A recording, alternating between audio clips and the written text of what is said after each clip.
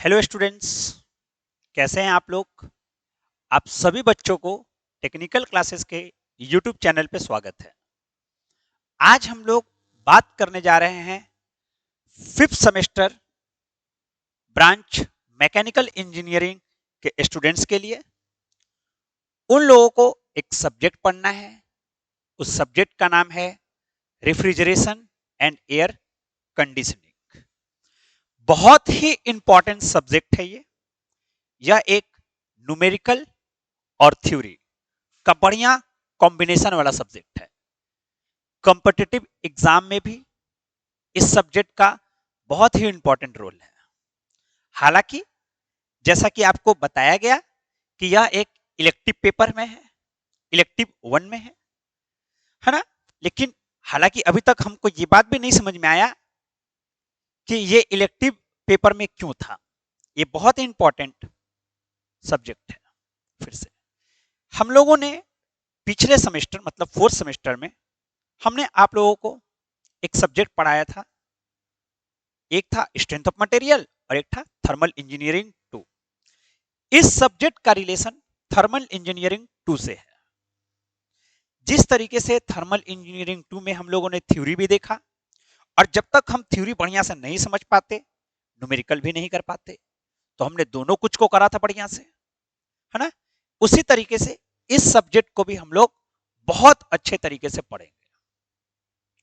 आप एक spiral copy ले लें, है ना, और बढ़िया से नोट्स बनाएंगे ताकि सेमेस्टर में तो उसका यूज हो ही, है ना।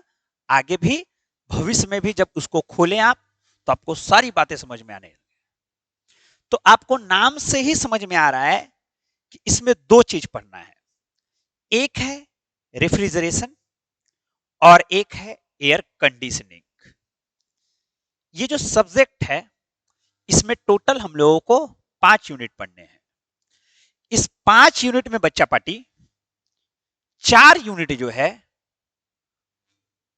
जो 4 यूनिट है वह इसके ऊपर चर्चा करवाने वाला है, रेफ्रिजरेशन के ऊपर।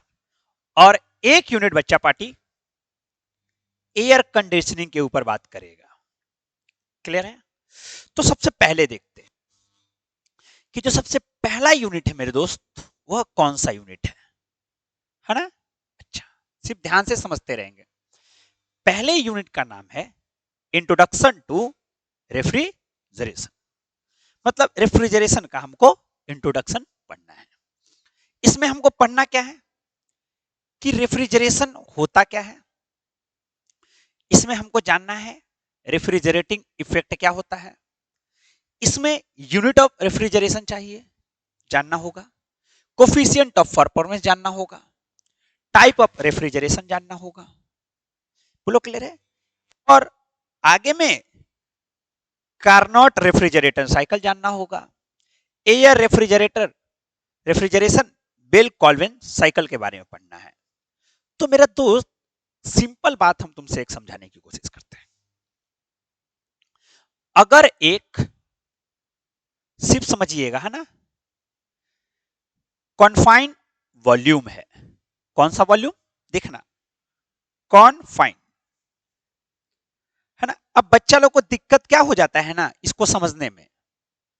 तो इसको हम कॉन्फाइंड वॉल्यूम कहने का मतलब है क्लोज वॉल्यूम है कोई, है ना। जैसे स्टोर देखे हो, कोल्ड स्टोरेज एक जगह होता है। तो एक स्टोरेज है, जैसे कि ये रूम जो अपना स्टूडियो है ये, वो पूरा क्लोज्ड है। क्लियर। हाँ, ध्यान से सुनिएगा। तो हम चाहते हैं कि अंदर का जो टेम्परेचर है ना, वो बाहर के टेम्परेचर से कम रहे। और यही टेम्परेचर जो हम चाहते हैं कि अंदर का कम रहे और वो हमेशा मेंटेन रहे। जैसे अगर बच्चा पार्टी अभी समझते हैं कि यहां पर 40 डिग्री टेम्परेचर है, मतलब सराउंडिंग में, और ये जो क्लोज्ड वॉल्यूम है, याद रखना वॉल्यूम क्लोज्ड होना चाहिए, यहां का भी टेम्परेचर 40 डिग्री है सेंटीग्रेड है। क्लियर है। अब बच्चा पार्टी हम चाहते ये हैं कि यहां का टेम्परेचर 20 डिग्री सेंटीग्रेड रहे। पहले कितना था? 40 था बच्चा पार्टी, लेकिन हम चाहते हैं कि 20 डिग्री रहे।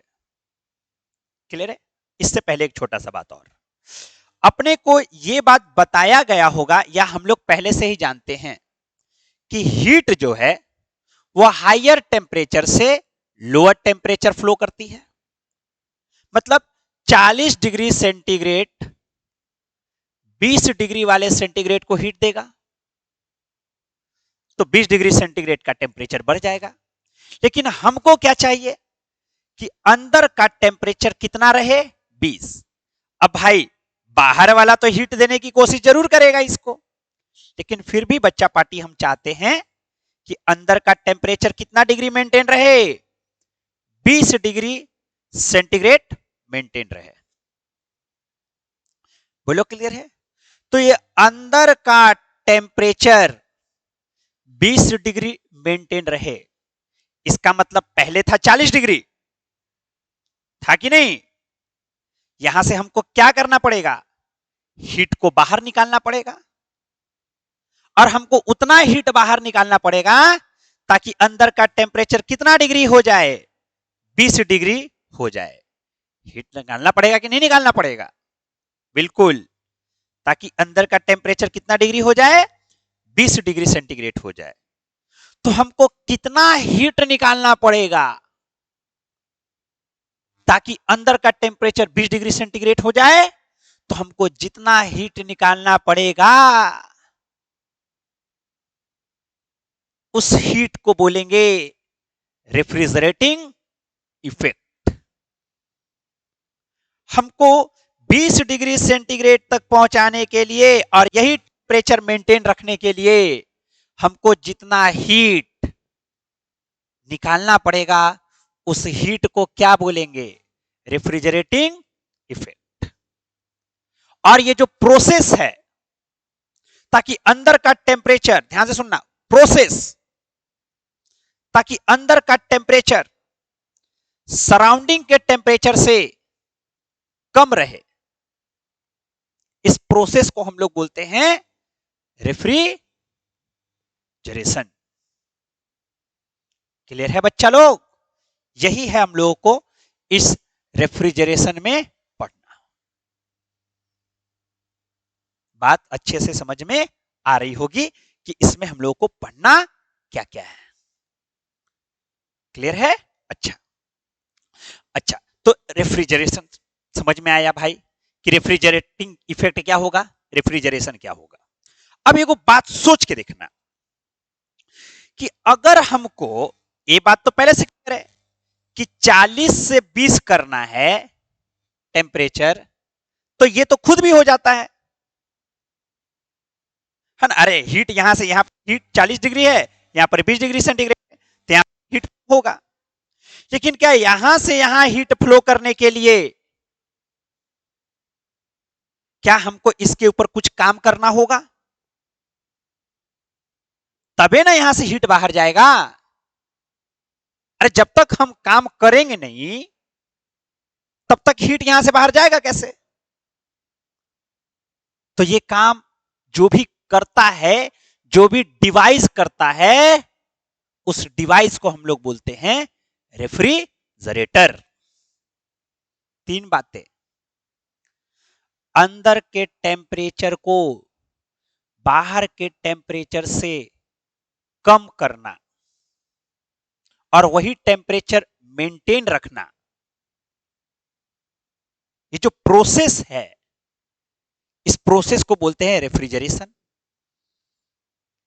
जितना हमको हीट बाहर निकालना पड़ेगा उस हीट को बोलेंगे रेफ्रिजरेटिंग इफेक्ट, और ये जो काम करने वाला, जो काम करेगा हीट को बाहर निकालने के लिए, उसको बोलेंगे रेफ्रिजरेटर। यही सब चीज इस वाले चैप्टर में हम लोगों को पढ़ना है बच्चा लोग। आगे बात करते हैं। आगे हम लोगों को पढ़ना है रेफ्रिजरेटिंग सिस्टम। बोलो क्लियर है? रेफ्रिजरेटिंग सिस्टम में हम लोगों को दो बातें पढ़नी है। एक पढ़ना होगा वेपर कंप्रेशन साइकिल और एक पढ़ना है वेपर ऑब्जर्प्शन साइकिल। इसके बारे में भी बच्चा पार्टी जम के चर्चा होगी कि हां क्या क्या कहानी होने वाला है और कैसे हम लोग सीक्वेंस में आगे बढ़ने वाले हैं। आगे बढ़ेंगे, आगे बढ़ेंगे बच्चा लोग, तो हम लोग फिर बात करेंगे रेफ्रिजरेशन इक्विपमेंट का, कि जो प्रोसेस रेफ्रिजरेशन हुआ था क्या क्या इक्विपमेंट लगे थे, है ना। तो क्या क्या जरूरत पड़ता है, कंप्रेसर का जरूरत पड़ता है बच्चा लोग कंप्रेस करने के लिए, कंडेंसर का जरूरत पड़ता है ना, इवापोरेटर का जरूरत पड़ता है, और भी चीज है। जैसे जैसे आगे बढ़ेंगे हम लोग बात करेंगे इसके ऊपर। तो ये हम लोग को है रेफ्रिजरेशन इक्विपमेंट के ऊपर बात करते हुए कि हाँ कंप्रेसर क्या होगा, टाइप ऑफ कंप्रेशन क्या है, कंप्रेसर क्या होगा, है ना, कंडेंसर क्या होगा, है ना, एयर कूल कंडेंसर क्या होगा, वाटर कूल्ड क्या होगा, ये सब चीजों के बारे में हम लोग धीरे धीरे पढ़ेंगे। ठीक बात, आगे बात करते हैं। अगला जो है वह है रेफ्रिजरेंट फ्लो कंट्रोल। रेफ्रिजरेटर में जो फ्लूइड फ्लो करेगा उस फ्लूइड को हम लोग बोलते हैं रेफ्रिजरेंट। अब रेफ्रिजरेंट का फ्लो जो होगा उसका कंट्रोल के बारे में हम लोग इस चैप्टर में पढ़ेंगे। क्लियर है। नेक्स्ट, अगला जो है वह लास्ट है जिसका नाम है एयर कंडीशनिंग। ध्यान से सुनिएगा बच्चे लोग, एयर कंडीशनिंग कहने का मतलब यह होता है, नाम ही सजेस्ट कर रहा है एयर कंडीशन, एयर का जो कंडीशन।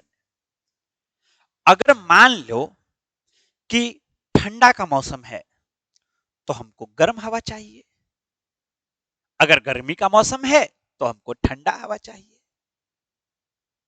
तो यही सब चीज के बारे में हम लोगों को कहां पढ़ना है, एयर कंडीशनिंग के बारे में। याद रखना बच्चा पार्टी, एयर कंडीशनिंग का मतलब सिर्फ किसी भी रूम को गर्म करना या ठंडा करना नहीं है, ये तो काम उसका है ही ठंडा और गर्म करना, साथ साथ ह्यूमन कंफर्ट के हिसाब से ह्यूमिडिटी को भी मेंटेन करना काम है, साथ साथ एयर को प्यूरिफाई करना भी एयर कंडीशनिंग का ही काम है। तो इन सब चीजों के बारे में इसी चैप्टर में पढ़ेंगे हम लोग। हम लोग सोचते हैं एयर कंडीशन मतलब कि एयर का कंडीशन या तो गर्म या तो ठंडा, नहीं, है ना, ह्यूमिडिटी भी मेंटेन करना और साथ साथ एयर का प्यूरिफिकेशन भी चाहिए। क्लियर है। तो इन सब चीजों के बारे में बच्चा पार्टी इस सब्जेक्ट में हम लोगों को पढ़ना है। बहुत मजा आएगा ये सब्जेक्ट पढ़ने में, बहुत ही ज्यादा। आपको करना क्या है, आप चाहें तो डीएस कुमार या फिर आरके राजपूत का रेफ्रिजरेशन और एयर कंडीशनिंग का बुक ले सकते हैं। हालांकि जो भी क्लास में पढ़ाया जाएगा जम के उसके ऊपर न्यूमेरिकल भी होगा, है ना, और थ्योरी की बात करेंगे। हालांकि जो चैप्टर नंबर 5 है, ध्यान से समझना, चैप्टर नंबर 5 है, इसमें आपको न्यूमेरिकल मिलेंगे जब हम लोग साइकोमेट्रिक चार्ट पढ़ेंगे, है ना, उस समय न्यूमेरिकल मिलेंगे। जो यूनिट नंबर 4 है ये पूरा का पूरा थ्योरेटिकल है।